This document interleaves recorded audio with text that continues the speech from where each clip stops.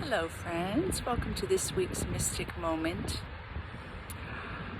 I was thinking about times that my own perspective shifted and the sweetness that happened from that unexpectedly. Back when I started my company in 2006, I set it up like an LLC and went through all of the structural things I needed to know. And I was simultaneously still working at the church. So I was on salary, which kind of was nice because it gave me a little bit of a security as I opened up to stepping into my real call as a non-lineage based minister. And it is very interesting because I was reflecting upon when I produced and sold my first CD called Into the Flow, which is 20 tracks, 19 of which are me doing versions of Gregorian chant that have really moved me. Some having bowls, Tibetan and crystal bowls behind them, others not. And then the final track, I think it's called From the Heavens, which is all bowls. And I had this thought as I was starting out as an entrepreneur, because I started out strong. I had workshops and I was teaching meditation 4 times a week at a yoga studio. And I was also straddling being booked in the Catholic sphere. And so in all of this, I would oftentimes bring the chant into whatever it was I was doing. And over and again, people were like, where can I buy the CD? Where can I buy the CD? So there was this organic recognition that producing a CD would be a good idea. Well, oh my word, it was so much fun. Everything lined up for that to happen. The right person, a fellow reverend who was non-lineage based, said she had a professional recording system and I could set things up in her shower and run the cords to her computer where she could then record them as WAV files. And that's what we did. So the whole chant CD, I'm sitting in a tiny little shower surrounded by bowls for hours, recording all of those tracks. And it turned out wonderfully. I edited it on, I think it was Magic Music Maker. I worked with CD Baby. My boyfriend at the time was a great graphic designer. He created the cover and also the insert, and we just had a lot of fun doing it. But there was something in that shifted me unexpectedly. And that was when I set up the portal, a PayPal account, to receive payment for these CDs. Up until this point, I had not really been paid directly for something I produced. So, as you know, I lived in a monastery, which meant that there was always the receiving of abundance that was coming in, and it was very powerful. And I could feel that the gift of 24/7 self was the receiving of 24/7 as well. And then when I left, I stepped right into a scholarship for my grad work, so I wasn't bringing in income. I was being given an education through scholarship and taking out a few loans and working as a waitress at a later age, which was very interesting. And then I stepped right onto ministry staff that was a salary, by the way, that was way less than my value, but I was still within the Catholic sphere, and there wasn't value for women in ministry as there were for priests in particular. So I was receiving always from my gift of self as an adult. But this CD introduced something brand new. I remember when I set up the PayPal account and my boyfriend, we created a website from scratch and created a way people could buy it.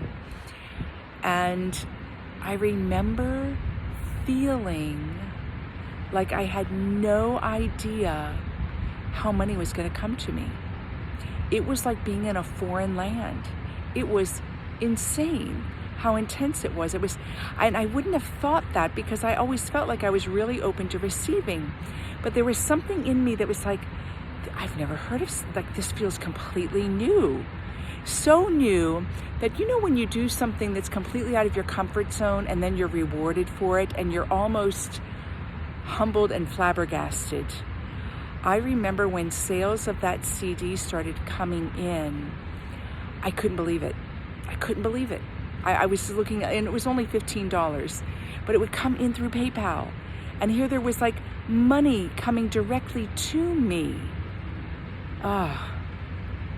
It broke me open.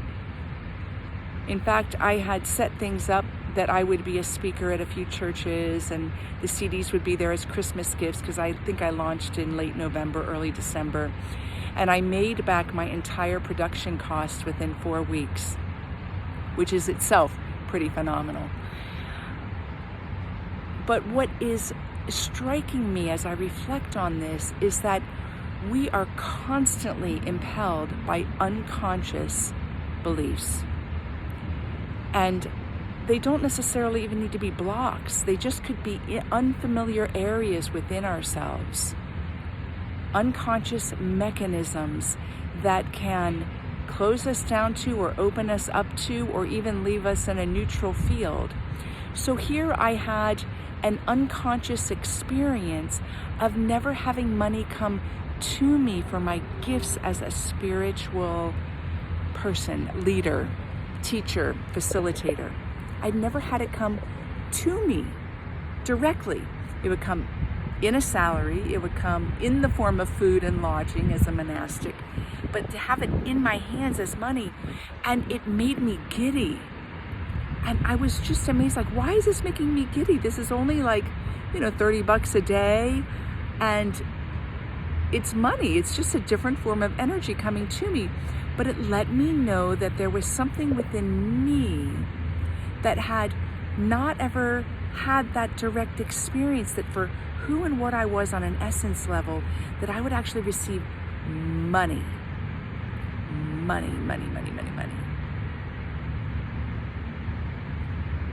And it brings me then to the mystic moment. Do you have anything within you that has taken place this past year that is some new experience that has let you experience self-knowledge in a new way and shifted your perspective? How did my perspective shift? I noticed that it was different receiving money into my bank account for me than it was energetically to receive a general income like a salary, or a general form of support as for all my needs being taken care of. That there was something there that was personally, individually affirming. And it let me grow in my relationship to be even more open, adventurous, and indifferent to the forms that this kind of reward comes to us. Now, this memory was triggered because I was just watching a masterclass with Mary Morrissey, and I've been aware of her out in the field, but I'm doing a few changes in my own business, and she came across my feed, and I sat there and adore her. If you've never heard of her, she's worth Googling. She is a seasoned, wise, mature rock star in the industry of transformation.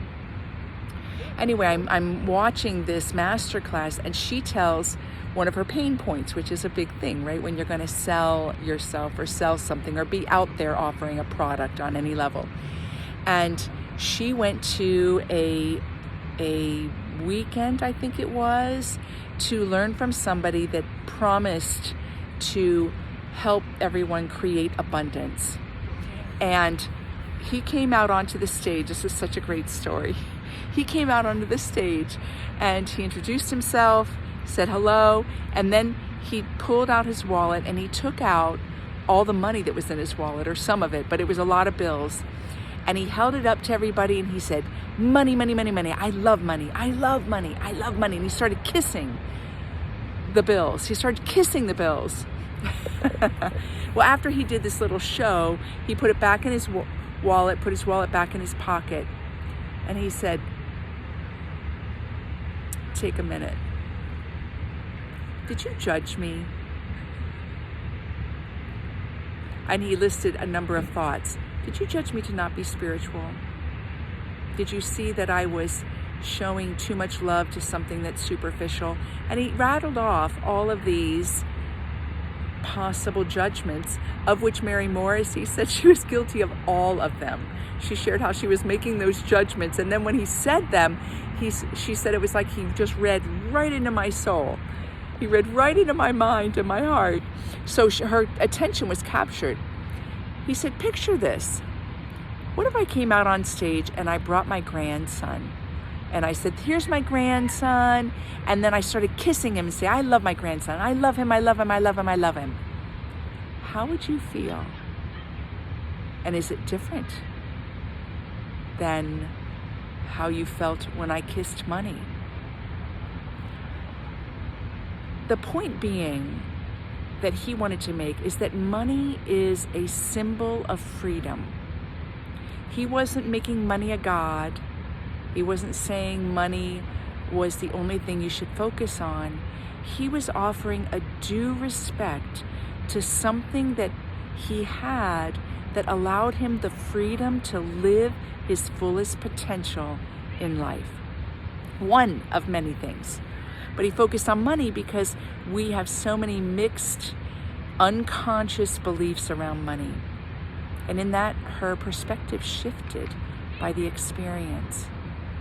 That's what triggered the CD, because I realized that I didn't know it, because it wasn't a block that I had recognized within myself. But I think there was something within me when I started getting paid for my CDs that saw money as not being spiritual. Not in a big way. I wasn't unwilling to receive money for my ministry and be on salary. In fact, I negotiated for a higher salary. So it wasn't that severe and dualistic.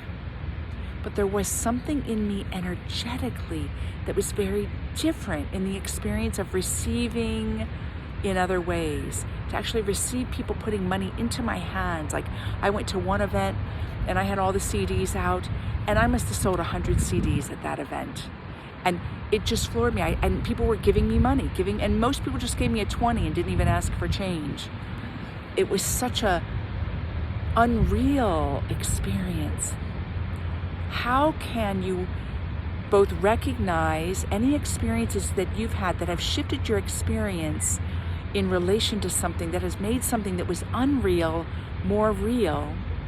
And how can you offer some presence to something that seems energetically out of your realm, even though you may have a desire for it? What might be some unconscious beliefs that can allow the moment and the perspective to shift so that what is mystic is fully embodied? Have a great day.